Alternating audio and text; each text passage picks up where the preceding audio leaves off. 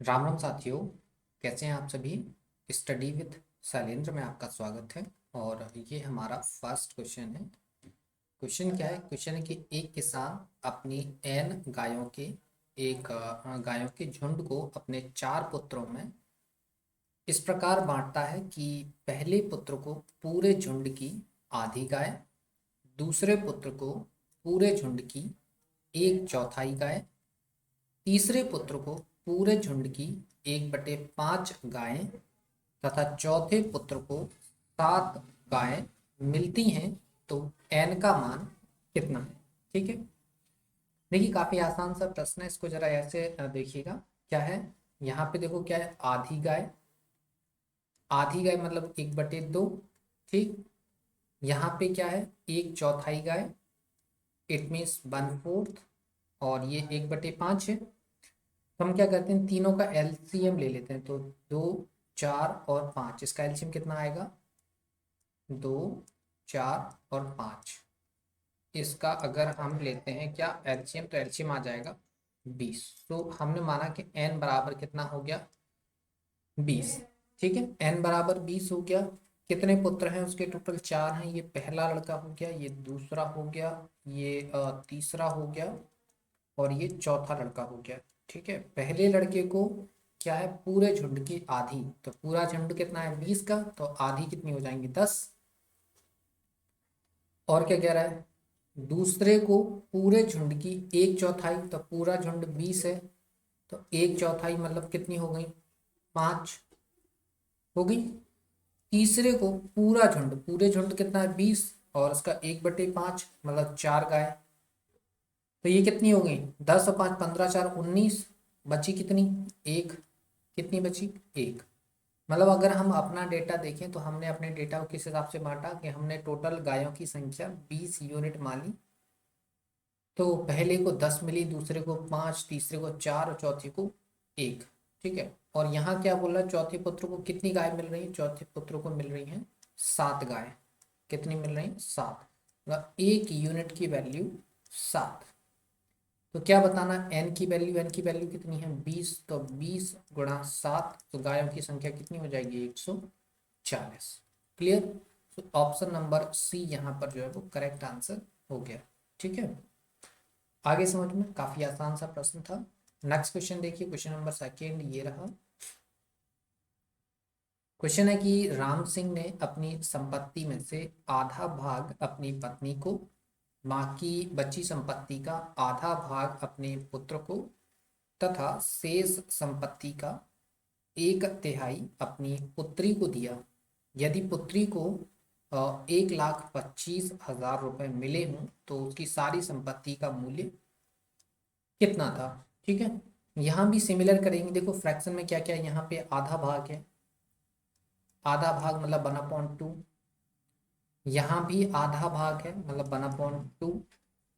ठीक है, और यहाँ 1/3 है, तो यहाँ पर 1/3। ठीक है। अब देखिए यहाँ बाकी बची संपत्ति है। तो देखो यहाँ 2, 2 और 3, इसका एलसीएम कितना आएगा? 6। 6 आएगा। तो ऐसा करते हैं, हम इसको कर देते हैं 6 दूनी 12। ठीक है। तो क्या करते हैं, कुल संपत्ति, कुल संपत्ति हम कितना मान लेते हैं? मान लेते हैं हम 12 यूनिट। ठीक है, 12 यूनिट मान लेंगे। मानने के लिए आप 6 यूनिट मान लो, कोई दिक्कत नहीं है। क्लियर। क्या कह रहा है, उसकी वाइफ को उसने दिया, उसके पुत्र को दिया, और उसकी डॉटर यानी कि पुत्री को दिया। ठीक है। कैसे बांटा क्या है जरा देखिए। आ, राम सिंह ने अपनी संपत्ति में से आधा भाग अपनी पत्नी को दिया। तो 12 यूनिट उसकी संपत्ति थी, आधा भाग मतलब 6 यूनिट अपनी वाइफ को दे दिया। अब क्या बोल रहा है, बाकी बची संपत्ति शेष कितनी बची? 6। 6 का आधा 3 पुत्र को दे दिया। तो 6 और 3 9, और बचा कितना? अब क्या कह रहा है, शेष संपत्ति का 1/3। तो 3 का 1/3 कितना होता है? शेष कितनी बची? 3। 3 का 1/3 मतलब 1 यूनिट उसने किसको दे दिया? अपनी पुत्री को। तो वैसे पुत्री को कितना दिया? 1,25,000। तो 1,25,000 मतलब 1 यूनिट की वैल्यू 1,25,000 25,000। तो उसकी सारी संपत्ति एक यूनिट की वैल्यू कितनी है, 1,25,000 है। तो 12 यूनिट बराबर क्या हो जाएगा, 12 गुणा 1,25,000। सो कितना हो जाएगा, 12 12 144 और 6 150, मतलब 15 लाख। कितना हो जाएगा, 15 लाख। क्लियर। तो यहाँ पर आप देख रहे हैं कि तो ऑप्शन नंबर ए यहाँ पर जो है वो करेक्ट आंसर हो गया। ठीक है, क्लियर, समझ में आ गया आपको।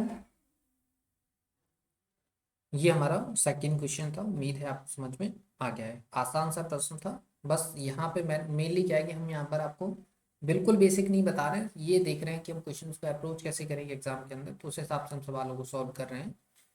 कोशिश कर रहे हैं आपको समझ में आ जाए, लेकिन बेस तो आपको क्लियर करना ही पड़ेगा। तो इसके लिए आप बेसिक हमारी जो मैथ की सीरीज है उसको आप देखिए, वहाँ पर नंबर ऑफ क्वेश्चंस काफ़ी सारे मिलेंगे आपको।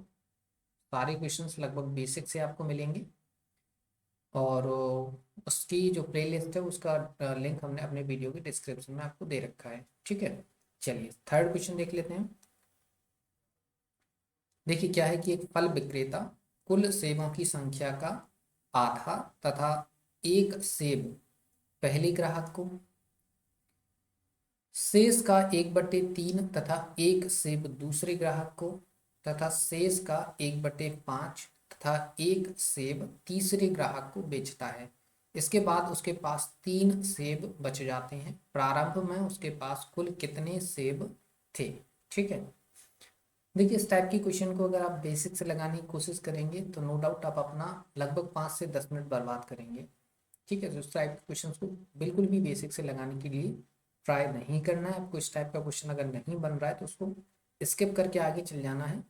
लेकिन इस टाइप के क्वेश्चन को बेसिक से बिल्कुल भी ट्राई नहीं करना है, और तब जब आप एग्जाम हॉल में बैठे। ठीक है, तो इस टाइप की क्वेश्चंस को क्या नहीं करना है, बेसिक से ट्राई नहीं करना है। इस टाइप के क्वेश्चंस को हम हिट एंड ट्रायल पर सॉल्व करेंगे। किस पे सॉल्व करेंगे, हिट एंड ट्रायल पर सॉल्व करेंगे। ठीक है, देखिए पहली कंडीशन है, दूसरी कंडीशन है और तीसरी कंडीशन है। क्या कह रहा है, और फोर्थ कंडीशन है। 4 कंडीशन हैं आपके पास। पहली कंडीशन में क्या कह रहा है, कुल सेब का कितना, आधा हिस्सा, और एक सेब किसको दिया, उसने पहले ग्राहक को दिया। अब क्या बोल रहा है, उसने जो शेष बचे हैं, शेष का कितना, 1/3, और एक सेब जो है उसने किसको दिया, दूसरे ग्राहक को दिया। फिर अगेन उसने क्या किया, शेष का 1/5 और एक सेब किसको दिया, तीसरे ग्राहक को दिया। और लास्ट में उसके पास कितने सेब बच रहे हैं, 3 सेब उसके पास बच रहे हैं। क्लियर, यही कंडीशन है, और तो कुछ है नहीं। देखिए क्या करते हैं, यहाँ देखो 3 है, 5 है और 2 है। तो हम क्या करते हैं, 3 5 2 का एलसीएम क्या आएगा, 3 5 2 का एलसीएम आएगा आपका 30। ठीक है, तो हम इनका मल्टीपल ही ले लेते हैं। तो स्टार्ट हम 15 से कर लेते हैं। अगर हम 15 लेंगे तो 15 का आधा होगा नहीं, तो ये हो नहीं सकता। 18 का आधा हो जाएगा, 18 का आधा 9 प्लस 1, मतलब कितने हो गए, 10 सेब चले गए, बचे कितने, 8। तो यहाँ 8 कैंसिल आउट होगा क्या, नहीं होगा, तो ये 18 भी नहीं होगा। 20 ट्राई करते हैं, तो 20 का आधा 10 प्लस 1 मतलब 11। अब बचे कितने, 9 सेब। तो 9 9 में से 9 से 3 बार कटेगा, 3 और 1, यहाँ कितना हो जाएगा, 3 प्लस 1 मतलब 4 सेब। तो 10 और 4 14 हो गए। अब बचे कितने, 14 के बाद 6 बचे। तो 6 यहाँ कैंसिल आउट होगा क्या, 6 यहाँ कैंसिल आउट होगा क्या। तो देखो जरा,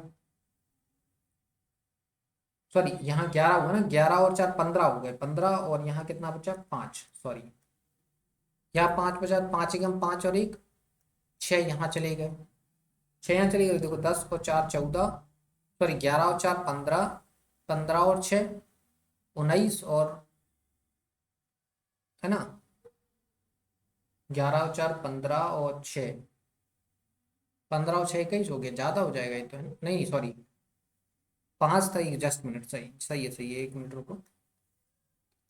शेष कितना बच, यहाँ देखो दोबारा से करते हैं इसको, 1 मिनट, जस्ट 1 मिनट। हम क्या करते हैं, इसको थोड़ा सा दोबारा से ट्राई करते हैं, आ जाएगा। हम किस पे ट्राई कर रहे थे, 20 पे ट्राई कर रहे थे ना, है ना। ये तो दो कैंसिल आउट कर ही दिए थे हमने।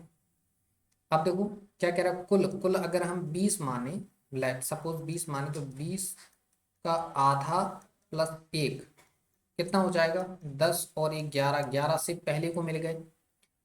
अब बचे कितने आपके पास, 20 सेव हैं तो 9 बचेंगे, तो 9 का 1/3, 3 × 9 + 1 मतलब 4 सेव चले गए, तो 11 और 4 15, 15 और 5 20 का 1/5 + 1 सेव, तो 5 एकम 5, 1 और 1 2 सेव।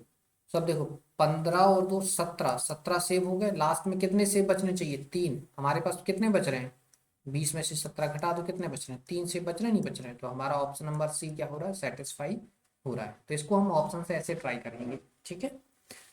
ऑप्शन से ही ट्राई करना है, नहीं अगर आपको आ रहा है तो आपको ज़्यादा दिमाग नहीं लगाना, बेसिक से ट्राई बिल्कुल भी नहीं करना है, ठीक है। आगे समझ में देखो, दोबारा बता देते हैं, समझ लो। हमने 15 और 18 तो कैंसिल आउट कर ही दिया था। देखो 15 को 2 से 15 कैंसिल आउट होना नहीं, तो ये खत्म था। 2 से अगर हम 18 को कैंसिल आउट करते हैं तो 9 बार 9 और 1 10 बचा 8, 8 3 से कटना नहीं था, तो ये कैंसिल आउट हो गया। अब बचा कितना, 20। तो 20 अगर हमने लेता लिया कुल, तो 20 से 20 का आधा मतलब 10 + 1 से मतलब 11 से पहले व्यक्ति को चले गए। दूसरे व्यक्ति को देखते हैं तो 9 बचे, 9 शेष का 1/3 मतलब 9 का 1/3, 3 + 1 से मतलब 4 से यहाँ चले गए। अब बचे कितने, 5 से 5 शेष का शेष कितने बचे, 5, तो 5 का 1/5 1 होता है +1, सो कितने हो गए, 2 से।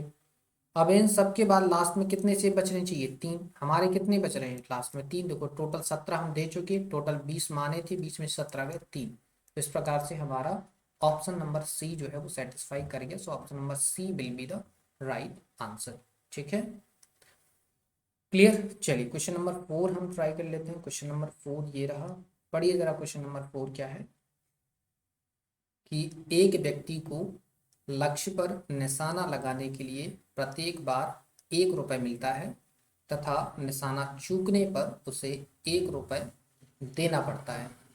100 बार निशाना लगाने पर उसे 30 रुपये मिले, कितनी बार उसका निशाना चूका, ठीक है। देखिए यहाँ पे मान लीजिए ये निशाना लगा और ये चूका, ठीक है। निशाना लगेगा तो उसको 1 रुपये मिलेगा, निशाना चूकेगा तो उसको 1 रुपये उसका जाएगा, ऐसी कुछ है। टोटल निशाने कितने लगाए उसने, टोटल निशाने लगाए हैं उसने 100, क्लियर। तो मान लो अगर 100 के 100 निशाने सही जगह पर लग जाते तो उसको 100 रुपये मिल जाते, और 100 के 100 निशाने अगर चूक जाते तो 100 रुपये उसके चले जाते। लेकिन ना तो उसको 100 रुपये मिले हैं और ना ही उसके 100 रुपये गए हैं, उसको सिर्फ 30 रुपये मिले हैं, ठीक है। तो ये देखो एलिगेशन लगा दो तो यहाँ कितना हो जाएगा, इसका डिफरेंस 130 और इसका डिफरेंस 70, 0 से 0, टोटल कितना हो जाएगा 20। यहाँ टोटल 20 हो रहा है, सवाल में टोटल कितना है 100, तो 20 यूनिट की वैल्यू हो जाएगी 100, मतलब 1 यूनिट की वैल्यू कितनी हो जाएगी 5, हो गई 1 यूनिट की वैल्यू 5। जरा बताइए क्या बताना है, उसका निशाना कितनी बार चूका, कितनी बार चूका, ये चूका है तो कितनी बार चूका, देखो 7 बार, तो 7 यूनिट की वैल्यू कितनी हो जाएगी 5 × 7, सो 35 will be the right answer. तो यहाँ देखिए ऑप्शन नंबर बी यहाँ पर जो है वो करेक्ट आंसर हो गया, ठीक है। चलिए सो 4 हो गया, 5 पे आ जाते हैं। 5 देखिए जरा, क्या है कि रेल के एक आधे टिकट का मूल्य पूरे किराए का आधा है, किंतु आधे टिकट पर आरक्षण प्रभार पूरे टिकट जितना है। दो स्टेशनों के बीच एक आरक्षित प्रथम श्रेणी का टिकट मूल्य 525 रुपये है तथा एक पूरे और एक आधे आरक्षित प्रथम श्रेणी टिकटों का मूल्य 850 रुपये है। आरक्षण प्रभार कितना है, क्लियर। देखिए आरक्षण प्रभार तो जितना फुल टिकट में लगना है उतना ही हाफ में लगना है, तो आरक्षण प्रभार हम मान लेते हैं वाई। ठीक है कि 22 रुपये तो आपको नहीं लगना है। क्लियर। इसके अलावा जो पूरा जो किराया है, पूरा किराया मान लेते हैं हम एक्स। तो जो आधा किराया है, आधा टिकट है, वो x/2 का हो जाएगा। क्लियर। अब देखिए फर्स्ट कंडीशन और सेकेंड कंडीशन। फर्स्ट कंडीशन क्या है कि दो स्टेशनों के बीच एक आरक्षित प्रथम श्रेणी का टिकट 525 का है। मतलब प्रथम श्रेणी का किराया तो x लगेगा, और इसके अलावा आपको रिजर्वेशन चार्ज कितना 22 रुपये लगेगा। तो टोटल आपको 525 रुपये देने पड़ेंगे। कितना देना पड़ेगा? 525 रुपये देना पड़ेगा। ये हो गया। फिर क्या कह रहा है? एक पूरा टिकट, मतलब पूरा टिकट x हो गया, तो आरक्षण प्रभार तो उतना ही लगेगा बाई। एक आधा टिकट मतलब x/2, इस पे भी रिजर्वेशन चार्ज तो उतना ही है, बराबर है। अब आपको टोटल कितना लगा? 850 रुपये लग गए। मतलब ये हो जाएगा आपका, ये टोटल अगर आप इसको देखेंगे, इन दोनों को जोड़ेंगे तो कितना हो जाएगा? 3x, सॉरी, दो, दो एकम दो और एक 3x बटे 2 प्लस 2 बाई बराबर 850। 2 का सब में गुणा कर देंगे तो 3x प्लस 2 टू द 4 बराबर 0, 4×5 = 20, सॉरी 5×2 = 10, 5×2 = 10, हासिल 1, 8×2 = 16, 1 17। ठीक है। सो ये इक्वेशन सेकेंड हो गया और ये इक्वेशन फर्स्ट हो गया। अब फर्स्ट और सेकेंड को सॉल्व कर लो। देखो यहाँ पे x प्लस वाई है, ठीक है, यहाँ x प्लस वाई है, और यहाँ 3x प्लस 4y है। बताना क्या है? आरक्षण प्रभार बताना है। आरक्षण प्रभार मतलब बाई की वैल्यू हमको बताना है। ठीक। तो हम x को एलिमिनेट कर लेते हैं। तो यहाँ x है, यहाँ 3x है, तो यहाँ ऐसा करते हैं डायरेक्ट 3 का मल्टीप्लाई करके यहाँ लिख लेते हैं। तो ये हो जाएगा 3x प्लस 3y बराबर 5 है 15 की 5 हासिल 1, 3 दूनी 6 और 1 7 और 5 है 15। ठीक है। क्लियर। ये हो गया आपका।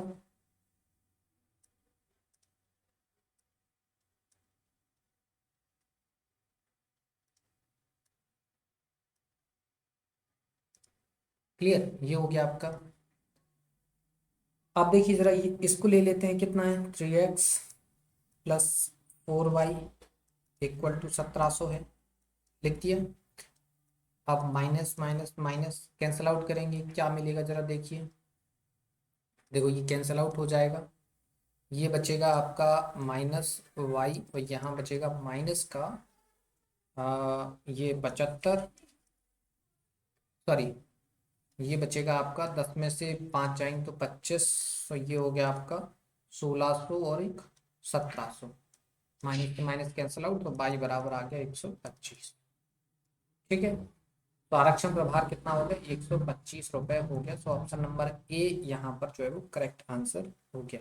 ठीक है। क्लियर। क्वेश्चन नंबर 5 आपका क्लियर हो गया। नेक्स्ट देख लीजिए क्वेश्चन नंबर 6 क्या है। लगभग सेम क्वेश्चन है। क्या है कि एक टैक्सी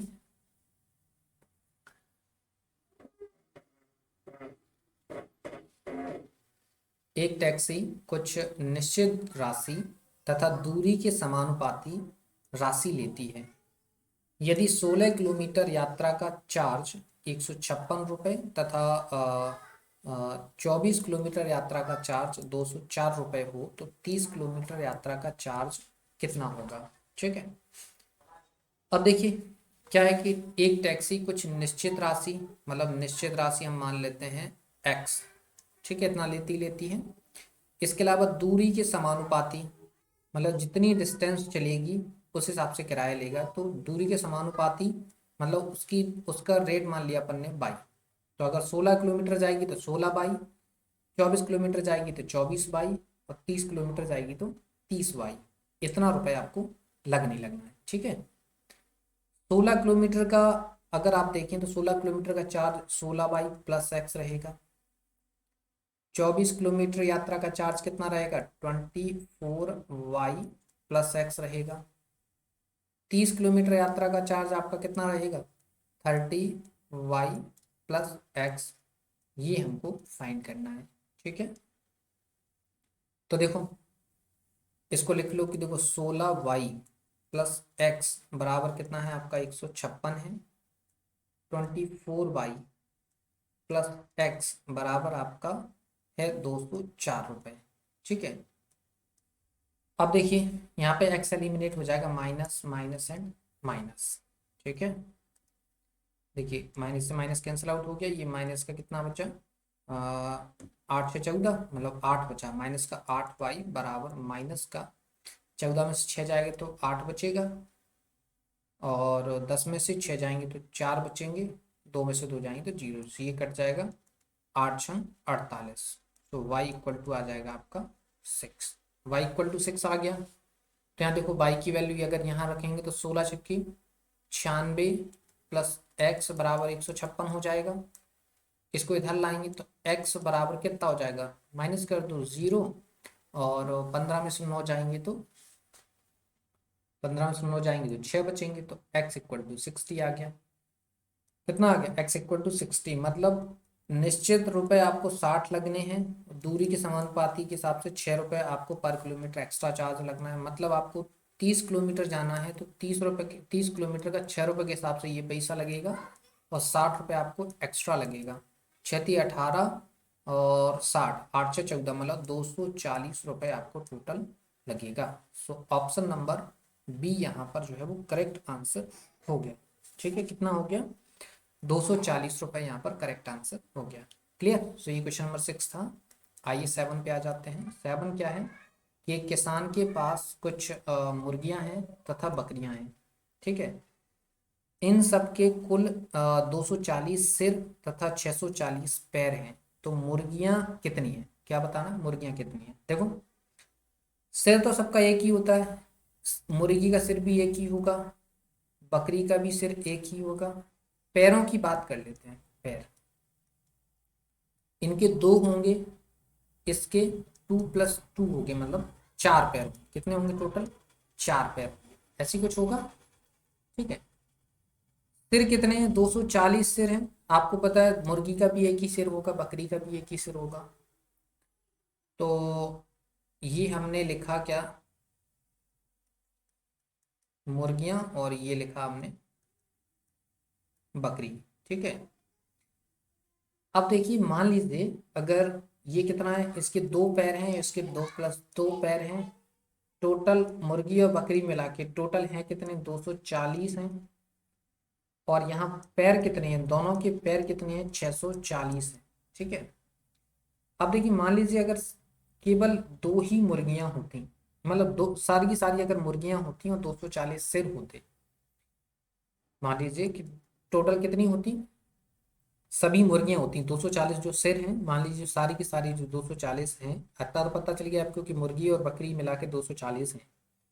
इसमें मान लीजिए सबकी सब क्या होती, मुर्गियां होती, तो पैर कितने होते? 240 गुनी 240 × 2 मतलब 480 पैर होते हैं। कितने हैं आपके? 640। कितने एक्स्ट्रा हैं जरा देखो? एक्स्ट्रा 0, 14 में से 8 जाएंगे तो 6 और 1, ये 160 पैर एक्स्ट्रा हैं। किस वजह से एक्स्ट्रा हैं? क्योंकि बकरी के 2 पैर जो हैं वो एक्स्ट्रा है, मतलब 2 यूनिट की वैल्यू 160, तो 1 यूनिट की वैल्यू कितनी हो जाएगी? 80। कितनी हो जाएगी? 80, मतलब बकरियों की संख्या कितनी है? 80। बताना क्या है? मुर्गियां, तो मुर्गियां 240 में से 80 घटाएंगे तो कितनी बचेंगी? 160। कितनी बचेंगी? 160। तो मुर्गियां कितनी हो गई? मुर्गियां हो गई 160। क्लियर? आ गया समझ में आपको? ठीक है। इसको हम जीएसएम मेथड बोलते हैं। जीएसएम मेथड हमने आपको पढ़ाया है, थोड़ा सा अगर आप समझ पाएंगे। हमने 240 मुर्गी और बकरी माने। मुर्गियों की 2 पैर है तो टोटल पैर 480 होने चाहिए थे, हैं कितने? 640 पैर हैं। कितने हैं एक्स्ट्रा? हैं 160 एक्स्ट्रा हैं। क्यों? क्योंकि हर बकरी के 2 पैर एक्स्ट्रा हैं। तो 2 यूनिट बराबर 160, तो 1 यूनिट की वैल्यू 80। तो बकरियां अगर 80 हो गई तो मुर्गियां कितनी होंगी? 240 माइनस 80 इट मीन 160। ठीक है, क्लियर। चलिए अगला क्वेश्चन देखें और लास्ट क्वेश्चन है हमारा क्वेश्चन नंबर 8।